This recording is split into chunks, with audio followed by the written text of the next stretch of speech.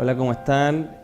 Hoy día vamos a hablar de un tema que a mí me conmueve mucho, porque veo muchas personas que lo están padeciendo, que es el autismo y el Asperger. Lo puse como dos ideas diferentes, porque la mayoría de las personas que van a googlear o van a buscar Wikipedia se van a dar cuenta que están las dos. Entonces queda con una tremenda confusión. Son lo mismo, son diferentes. Les voy a comentar. Estas dos patologías, estos dos trastornos, fueron hace unos años descubiertos, piensen ustedes unos 60, 70 años atrás, en dos partes distintas del mundo. Uno en un lado llamado Estados Unidos, donde hablaron del autismo, y en otro en Austria, que hablaron del Asperger. Estaban cruzados por el Gran Charco y más encima estaban en una guerra, la Segunda Guerra Mundial. Entonces parece que los médicos no lograron comunicarse muy bien y empezaron a surgir estas dos cositas que son distintas en términos de descripción, pero que tenían demasiado en común. Entonces voy a empezar a comentarles un poquito qué es lo que tienen en común y por qué se piensa que quizás son lo mismo. Lo primero es que se piensa de que las personas que tienen autismo y que tienen Asperger tienen problemas en la comunicación social. Es decir, esta persona le cuesta, por ejemplo, ser capaz de entender metáforas, ser capaz de mantener una conversación adecuadamente, ser capaz de saltar de un tema a otro. En algunos casos empieza a hablar de una sola cosa y no es capaz de poder tratar de empatizar con el otro y empezar a hablar de lo que le podría gustar a la otra persona decir o hacer. Tienen dificultades en esa forma de comunicación, de hecho a veces hasta en las metáforas. Por ejemplo, hay personas que le pueden decir, te comió la lengua al gato, no tengo gato, o mi lengua está aquí. Les cuesta entender el lenguaje metafórico. Entonces, uno de los elementos que se descubrió en estos dos trastornos, que ya vamos a ver por qué se diferencian, es de que tienen dificultades en la comunicación, en cómo expresar su manera de decir las cosas. Segundo tema, esta triada, es el elemento en que tienen dificultades en la interacción social, que es algo muy parecido a lo otro, pero con ciertos matices. Es decir, soy capaz de mirarte a los ojos, soy capaz de tocarte adecuadamente, soy capaz de recibir un abrazo o saber de qué tengo que saludar o dar un beso o mantener distancia. Entonces, al parecer algunos son muy atalantados y van hacia adelante, en cambio algunos son muy retraídos y lo notan en el tema del lenguaje corporal. Cuando son muy chiquititos a veces les cuesta apuntar para saber la dirección de lo que ellos quieren mostrar, jugar o hacer. Entonces, en el segundo elemento, el tema de la interacción social, son más bien las cosas gestuales, corporales y la motivación de la persona en establecer contacto con las personas, de los adultos, y los niños con establecer un juego con otros, con los papás, con los hermanos, con los compañeros de colegio, etc. Y el tercero, en algunas partes se llama como déficit en la imaginación, a mí no me gusta mucho ese concepto, o pensamiento rígido, o rigidez simplemente, que tiene que ver con todas las conductas que presentan estas personas que son muy centradas en una cosa, son muy repetitivas, son muy sistemáticas. Tú vas a ver típicamente, no sé, pues un niño que empieza a juntar, no sé, pues las tapitas de un tipo de yogur y las junta todas y las tienes todas en orden. Un poquito parecido a lo que se conoce como obsesivo compulsivo, pero dentro de algo más grande, ¿ya?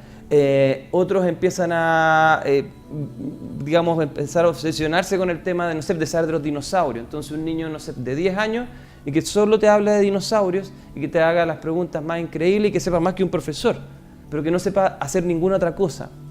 Deportes también. Tenemos varios deportistas destacados, por ejemplo de Messi se ha hablado directamente, así que lo voy a exponer, que es la pelota, la pelota, la pelota, la pelota. Entonces interés restrictivo.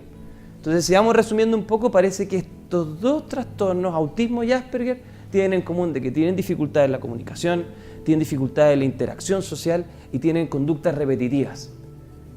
Algunas cosas anexas que hablan más de uno que del otro trastorno. Por ejemplo, algunas personas tienen problemas motores. Por ejemplo, caminan en la punta de los pies. Otros empiezan a tener algún tipo de tic. Por ejemplo, pegarse en la cabecita, aplaudir, cosas así. En los más niños tú puedes ver. En algunos ves problemas con la rabia. A veces pueden ser muy agresivos, pueden tener muy baja tolerancia a la frustración. Entonces, si pasa algo, de repente pueden golpear las paredes o inclusive pueden pegarle a otros. Algunos tienen dificultades también en el terreno alimentario, pero ya vamos a hablar de eso en algún momento. Entonces, eso se va configurando, se encontró en común. Ahora tú me dirías, ¿por qué después de tantos años se habla de autismo y Asperger? Muy simple, comparten esto, pero difieren en algo: la capacidad de desarrollo intelectual. Al parecer, inicialmente las personas que fueron diagnosticadas con autismo tenían dificultades en su desarrollo intelectual. En cambio, las personas que fueron diagnosticadas con Asperger tendían a tener un coeficiente intelectual normal, inclusive en algunos casos elevado, ya les voy a mencionar de esos pequeños casos, pero tenían mucha dificultad en estas 3 cosas que les mencioné antes. Entonces, el tema del lenguaje verbal, empezó a ser como un tema de que no sabemos si son lo mismo o no. Parece ser que las personas que sufren de autismo tienen muchos más problemas en la capacidad de expresar lenguaje en sí mismo, poder hilar frases, poder conversar, y en algunos casos también en su desarrollo intelectual. Entonces, ahora bien, actualmente, inicialmente existió autismo, partieron unos años, apareció esta categoría de Asperger porque una psiquiatra, en el año 80, descubrió estos papeles del psiquiatra austriaco y dijo, mira, ¿sabes que existe otra categoría? Apareció un tiempo en el manual de enfermedades psiquiátricas norteamericano y desapareció el 2013, duró como 15 años. Y en esa edición se distinguieron y se hablaba que el Asperger era de mucho mejor pronóstico, funcionaba mucho mejor, tenía dificultades en la socialización y ya. En cambio, el autista tenía, problemas en el desarrollo intelectual, problemas en el lenguaje, más todo lo otro. Actualmente no se piensa así, se piensa que son tan difíciles de distinguir a nivel de imágenes cerebrales, de conducta, de pronóstico, que se piensa que el Asperger actualmente es autista, pero de alto funcionamiento o de pronóstico mejor. Ahí van a diferir distintos autores, pero eso no importa realmente.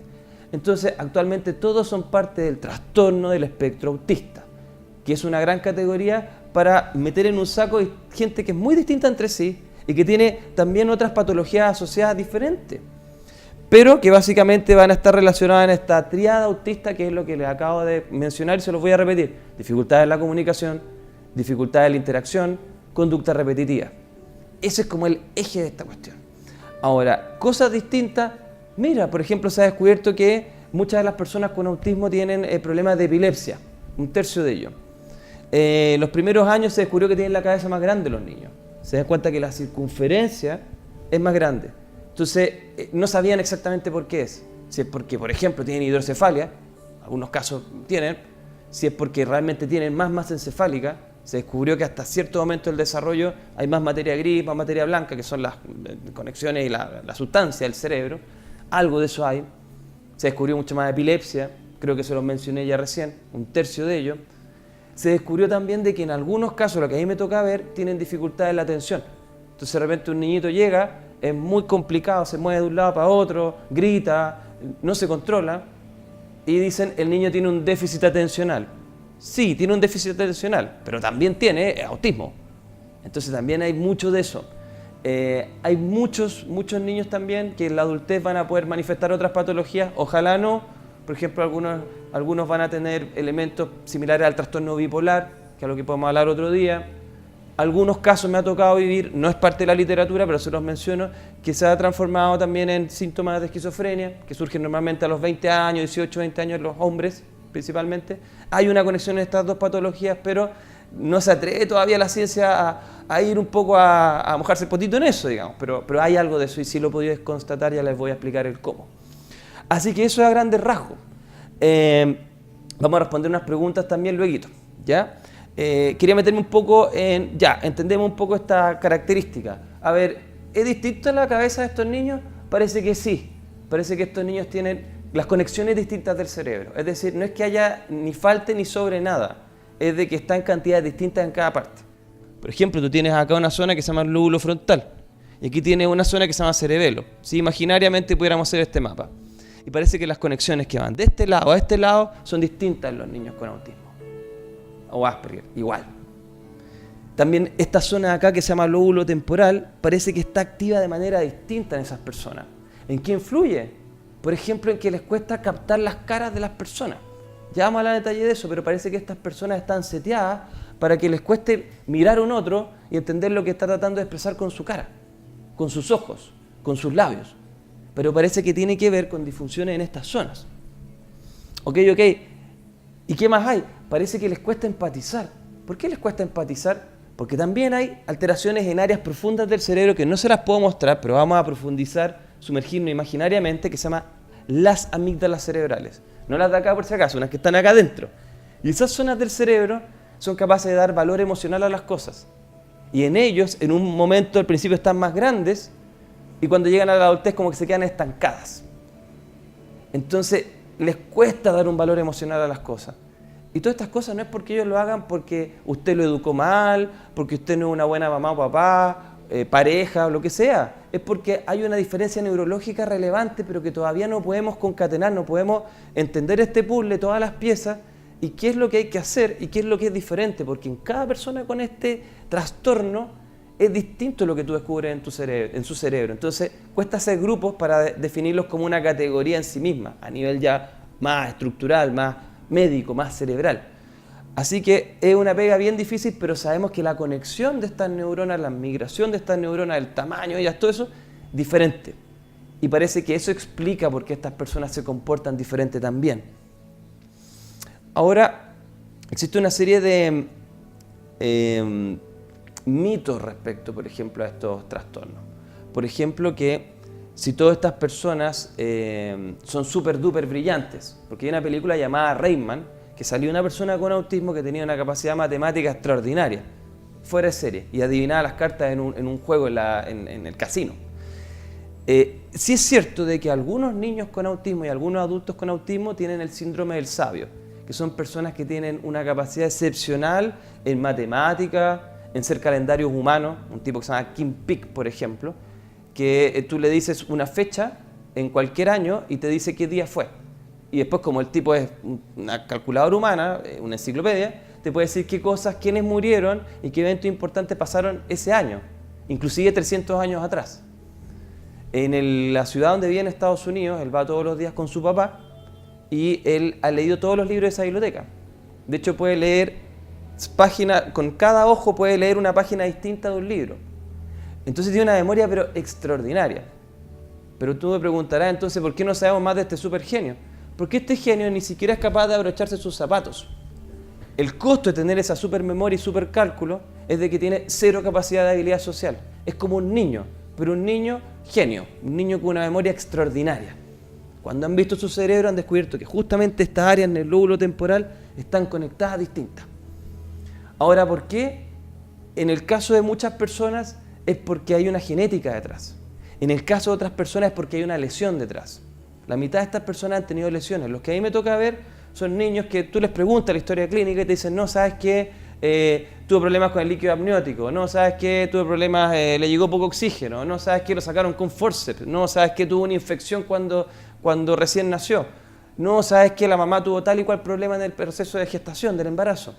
Parece que hay alteraciones en el desarrollo, lesiones cerebrales que hacen de que ellos sean distintos para sociabilizar, que es un módulo del cerebro, o módulos, pero también que les ha dado a cambio, entre comillas, si uno lo quiere así, ciertas cualidades que son mejores que el resto. En este caso, esta persona una memoria y un cálculo excepcional, pero relacionado con una lesión también. También él tiene una cabeza muy grande. También habla de ciertas características que no vale la pena, quizá a un neurólogo le interesarían más. Entonces, sí sabemos que hay genética, sí sabemos que hay lesiones. Ahora, sería interesante, ya que he dicho todo esto, ¿cómo puedo detectar yo, que una de las preguntas que siempre se hace, cómo puedo detectar yo si mi hijo, mi hija, mi hermano sufre de autismo o Asperger? Esta pregunta es súper tradicional de escuchar. Y bueno, yo creo que ya ustedes con lo que han podido ver ya se dan ideas. Pero siendo muy concreto, primero, tú te das cuenta de que esta persona normalmente tiene muchas dificultades para observar, para mirarte a los ojos. Hace un gran esfuerzo, normalmente mira con sus ojos y enfoca hacia cualquier parte. Su habla normalmente, su prosodia es plana. Voy a hacer un ejemplo, no quiero hacer ningún tipo de burla. Hola, ¿cómo estás? Soy Sergio, me siento muy bien hoy día, todo está genial. Esta es una gran grabación de video. No genero quiebres en la voz, es como una voz más, un tono más metálico, un tono más robótico. Otra cosa que nota es de que normalmente tienen dificultades para expresar su enojo. No digo que todas estas son 100%, pero las tiendes a ver. Normalmente lo pilla ya desde chicos. Normalmente el autismo de bien chicos, de 3, 4 años tú ya notas, la mamá ya nota que este niño no es como el otro hermano. No se comporta igual que la crianza anterior, distinto. ¿En qué lo nota? El caso de un niño de ayer, el niño camina en puntitas de pie, el niño, la mamá le habla y no la toma en cuenta, no toma en cuenta a nadie, va repetitivamente hacia un lugar, no desarrolla el lenguaje, particularmente los que son diagnosticados más como autismo, tienden a tener dificultades en poder empezar a hablar, a empezar a desarrollar el lenguaje. Normalmente queda 3, 4 años, empiezan a tener, no lo desarrollan todavía, inclusive más adelante. A algunos les cuesta, a algunos no lo desarrollan y ya. Pero normalmente en el caso del Asperger sí lo van desarrollando, pero nota estas características, que no te mira, que habla muy planito, que tiende a tener juegos solo, que empieza a hacer algunos rituales. El tema de los rituales es fundamental. Prácticamente todas las personas que padecemos de estas características, si dije bien, no fue un error, no fue un acto fallido, como dicen los psicoanalistas, tendemos a tener características repetitivas. Entonces, levantarse en la mañana y hacer algo, el niño que tenga todo ordenado de una forma, que ordene los juguetes de una manera, que te hable de la misma cosa, que coleccione algo igual. Y lo notas desde muy pequeño, es algo que no es aprendido, tú notas de que es algo que surgió de él. Entonces, por ahí también, y yo no quiero hacer ningún tipo de juicio de valor, también surgen las personas más asociadas a lo espiritual, a la nueva era, que dicen cuál es la diferencia, no sé, con un niño índigo. No lo sé. Pero también a veces nos damos cuenta que estos niños son diferentes y tratamos de atribuirles características. En este caso tenemos toda una medicina que nos habla de que tienen un curso, que tienen ciertas características y que necesitan cierto tratamiento. Eso es muy importante porque a veces me preguntan, ¿cómo puedo tratar yo a un niño que tiene autismo o Asperger? ¿Hay cura? ¿Es sanable esto? No. Y una de las cosas que uno descubre es lo siguiente, es de que no hay cura. Así que esas son las malas noticias. Las buenas noticias es de que si hay una posibilidad de integración social dentro de este espectro, imagínense que un espectro igual que el espectro de colores o el espectro de 100 a 1, hay grados y en estos grados algunos van a tener mejor futuro y otros van a tener un futuro más complicado. Más complicado significa menos capacidad de autonomía, súper simple.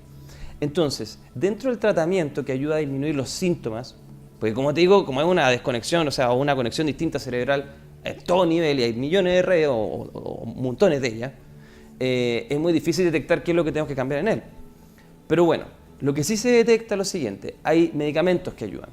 Y yo soy un partidario absoluto de ellos. ¿Por qué? Porque ayudan principalmente a las personas que son muy ritualistas, muy obsesivas o que son muy agresivas. Muchos niños con autismo son tremendamente agresivos, de pegarle a los papás, hacerse daño ellos mismos, etc. Entonces, para controlar esa agresividad, los medicamentos son importantes, particularmente los de la categoría de los neurolépticos. La idea aquí no es automedicarse ni autodiagnosticarse, pero es tener una información general. Ok, varios de ellos están considerados como un tratamiento para los síntomas de esquizofrenia, de autismo, discúlpenme. Estoy medio volado todavía, para mí es una hora muy temprana en este momento que estoy transmitiendo. Entonces estábamos hablando de autismo. Segundo tema, medicamentos para la atención. Voy a hablar primero solamente breve de los medicamentos. Algunos niños tienen problemas en concentrarse en clase. Entonces en ellos les da el mismo tratamiento que los niños con déficit atencional. ¿Por qué? Porque estos niños también sufren de déficit atencional, junto con los otros. Entonces, neurolépticos para los que son más agitados o con más rituales o agresivos, digamos estimulantes, medicamentos para el déficit atencional para que se concentren, en el caso de los que tienen problemas de concentración o están muy bajos, tienen un cerebro menos activo, en términos metafóricos. Se ha probado antidepresivo, relativo éxito, menos que los dos anteriores. Eso es el tratamiento farmacológico en sí. Existen otras cosas que están en fase de prueba, pero que todavía no han sido demostradas. Por ejemplo, la oxitocina, inhalable. Hay pruebas en Estados Unidos de que esta neurohormona llamada oxitocina, que se puede absorber por la mucosa nasal, podría llegar a una zona del cerebro, el núcleo accumbens, da lo mismo para qué sirve, es para el tema de recompensa y placer. Y cuando llega ahí, libera una sustancia llamada dopamina. Parece que cuando tú recibes oxitocina inhalable, parece que te haces más prosocial, con ganas de mirar a la gente a los ojos, más ganas de abrazar, de tocar, etc. Pero eso todavía no está para nada probado ni se sabe los efectos a largo plazo, pero solo procedo convencional.